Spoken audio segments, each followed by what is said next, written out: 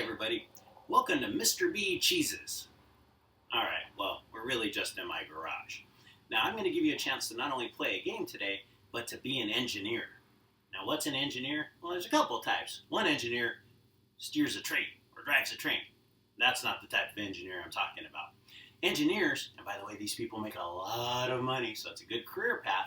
Engineers look at a problem and say, I can use my intelligence, my creativity, and I can design a solution to that problem. So today's your chance to do a little engineering. Now, here's my problem for me and for you. I wanted to play Skeeball today, because Skeeball's a really fun game that you can play at Chuck E. Cheese. But we can't go to Chuck E. Cheese's right now because everything's closed right now. And also, I don't really like going to Chuck E. Cheese's. They have a lot of fun games, but it's a place where you can often get sick. Just think about it. Kids pick their nose and then pick up stuff. They put their hands in their mouth, and cough all over, and then they touch everything. Okay, so it's gyms, Chuck E. Cheese's, places like that are easy ways to get sick. And that's how many diseases like coronavirus or even the common cold get spread around. So whenever you go somewhere like that, make sure if you touch anything, go wash your hands and don't touch your face. All right, so Skeeball, that's the goal today. Can you design a Skeeball area like I did? So here's what I did for mine. And believe it or not, this only took me about 10 minutes. I came out to the garage, looked around, and said, what do I have that I can make a Skeeball court out of? Now, also, might be a good idea to Google search something like Skeeball dimensions, because I wanted to see, well, how big is a Skeeball court? How do I make it? So I designed my own, but I wanted to see if it was about the same size. So this is about the same size as a Skeeball court, and then I used just things that I could find. Now I'm going to bring you a little closer here so you can kind of see what I did. Now, over here, I used a ladder because Skeeball is not right on the ground. It's a little bit higher. It's about 9 inches. So I put a couple pieces of wood under there, and then I put a ladder. Now the wood on this side is a little higher because Skeeball's incline. Now also at the end there, I put the little ramp because Skeeball has a ramp, and all I used for that was a binder. Hey, now for my targets, I used buckets. I hope you can see those. I can't see what I'm doing.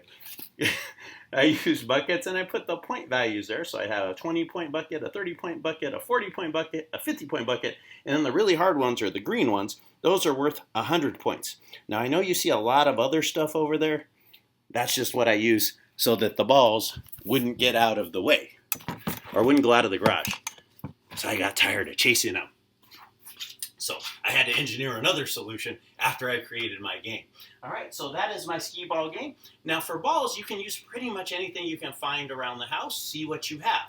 In Skeeball, you usually get a total of 9 balls. Now I decided to use these balls here. These are kind of like softballs, except they're more like sponges, so these would be safe even to use inside. And since I had 3 of them, I thought this would be a good choice.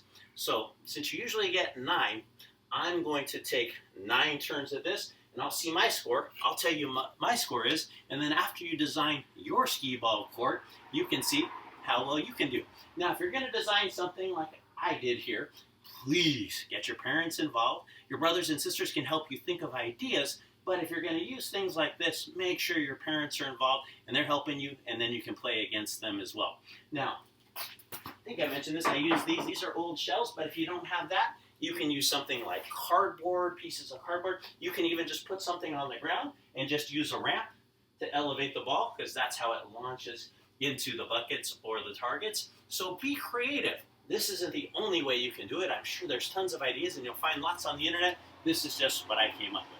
All right, so I'm going to go ahead and take my turns, and we're going to add up our score. So again, with 9 balls, the numbers could get pretty high, so you might want to have a piece of paper around so you can keep track of your score. All right, here we go. All right, so Skeeball is a lot like bowling. It's kind of a cross between the bowl and the underhand toss. On the underhand toss, we're a little bit higher. And by the way, if you've looked all over and you can't find any of the materials to make a cool Skeeball court like this, you can always just turn this into an underhand toss game, and you can just practice tossing. And again, there's more point values for the harder target, so that's fine as well. But again, if you can do something like this, I think you're going to have a lot of fun.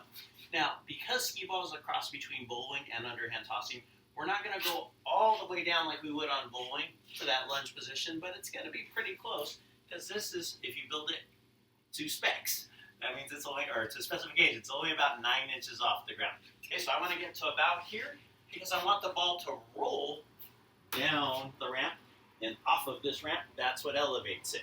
If you don't get low enough, the ball's just going to bounce, and it's not going to hit the ramp and not get into the targets. All right, so here we go. Here's my 9 turns. Again, watch my form. Dominant hand, step with the opposite foot. So make sure you're not starting right here, or you won't be able to step.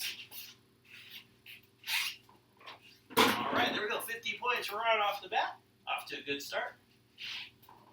Didn't get that one. Hit the rim. Here we go. 50 points so far. There we go. So I've got 100 points after the first 3 balls. Remember, you're going to get 9. So here, you could either give the balls to your brother or sister and let them take a turn, or take all 9 of your turns and then add up your score. So far, 100 points for me. Continuing the game, ball 4. That one's at 30.1, so 130. 50, 180. 100 points. All right. So I have 280 points. I'm pretty excited. That's the first time I've hit the 100. All right, 280. Now this is only about my 3rd time playing, but it's pretty exciting to get a good score. 280. And, rim shot. Another 50. So that makes it 330. Oh, too far. All right, so I got a total of 330 points. I don't think you can see me, but I got this. So 330 points. So that was my turn. I hope you have fun playing and designing your course. Again, your chance to be an engineer today. Now, after you're done with it, I would love to see what you created. So if you can, take a picture and you can send it to me via email. In Weeks 1 videos entitled Closure, I provided my email to you. If not, you can send it to your teacher. Tell them what you did today in PE. Send them a picture through email, and then they can send it to me. All your teachers know how to contact me. So have fun, boys and girls. Again, involve your parents if you're going to do something elaborate like this, or make it as simple as you want. But have fun. Keep working on your skills, and I'm going to see you in the next section. I hope you enjoy Skeeball, everybody. See if you can beat my score. If not, beat your parents, beat your brothers and sisters. Bye, everybody.